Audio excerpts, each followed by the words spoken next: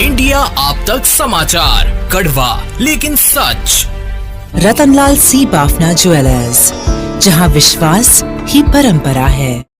नमस्ते, मैं हूं आपका मेजबान आनंद शर्मा और आज हम बात करेंगे भारतीय रेलवे की एक ऐसे कदम की जो न सिर्फ यात्रियों की जिंदगी को आसान बनाने वाला है, बल्कि ये भी दिखाता है कि हमारा रेलवे कितनी तेजी से आधुनिकता की ओर बढ़ रहा है।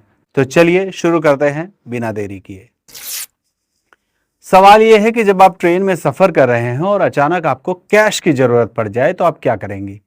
स्टेशन पर उतरेंगे, अगले स्टेशन का इंतजार करेंगे या फिर परेशान होकर बैठ जाएंगे? लेकिन अब भारतीय रेल ने इस सवाल का जवाब ढूंढ लिया है। पंचवटी एक्सप्रेस, जो मुंबई के छत्रपति शिवाजी महाराज टर्मिनस से मनमाड़ जंक्शन तक रोजाना चलती है, वो भी इस देश की पहली ऐसी ट्रेन बन गई है जिसमें एक एटीएम लगाया गया है। जी हाँ, आपने सही सुना। अब आप ट्रेन में बैठे बैठे चलती हुई ट्रेन में अपने डेबिट कार्ड से पैसे निकाल सकते हैं। ये एटीएम कोई साधारण एटीएम नहीं है। इसे खास तौर पर मनमाड़ रेलवे के वर्कशॉप में डिजाइन किया गया है ताकि ये ट्रेन की रफ्तार और हिलते डुलते माहौल में भी बिना किसी रुकावट के काम कर सके। और सुरक्षा, उसका भी पूरा ध्यान रखा गया है। इस एटीएम में एक मजबूत शटर डोर लगाया गया है जो चोरी के खतरे को कम करता है। ये ATM AC chair car coach के आखिरी हिस्से में एक छोटे से पेंट्री एरिया के पास लगा है ताकि यात्रियों को इसे इस्तेमाल करने में कोई भी दिक्कत ना हो। अब जरा सोचिए, पंचवटी एक्सप्रेस जो मुंबई और मनमाड़ के बीच महज 4 घंटे 35 मिनट में सफर पूरा करती है, वे रोजाना हजारों व्यक्तियों को ढोती है। ये ट्रेन मुंबई वासियों के लिए किसी लाइफ लाइन से कम नहीं है। ऐसे में इस ट्रेन में एटीएम की सुविधा खासकर उन लोगों के लिए वरदान है जो सफर के दौरान कैश की कमी से जूझते हैं। चाहे आपको चाय नाश्ते के लिए पैसे चाहिए हो या फिर किसी छोटी मोटी खरीदारी के लिए, अब आपको स्टेशन पर भाग दौड़ करने की कोई भी आवश्यकता नहीं रहेगी। लेकिन ये सिर्फ एक एटीएम की बात नहीं है, ये उस सोच की बात है जो भारतीय रेल को 21वीं सदी की ओर ले जा रहा है।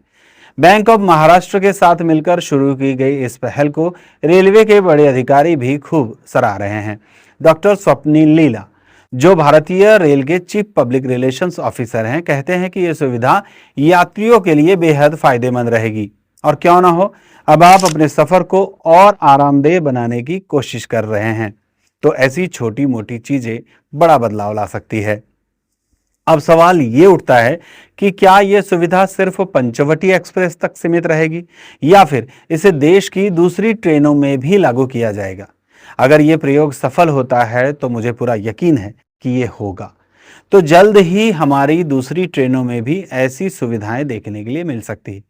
और सिर्फ एटीएम क्यों, हो सकता है कि अगले आने वाले वक्त में रेलवे और भी इनोवेटिव सर्विसेज लेकर आए, जैसे कि वाईफाई, बेहतर खान पान, फिर और आधुनिक सुविधाएं। लेकिन एक पल के लिए रुकिए और सोचिए, ये एटीएम सिर्फ पैसे निकालने की मशीन नहीं है।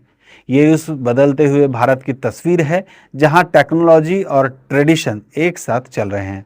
भारतीय रेलवे, जो कभी सिर्फ सस्ते और भरोसेमंद सफर का जरिया थी, अब धीरे धीरे एक ऐसी सर्विस बन गई है जो दुनिया के किसी भी आधुनिक रेल नेटवर्क को टक्कर दे सकती है।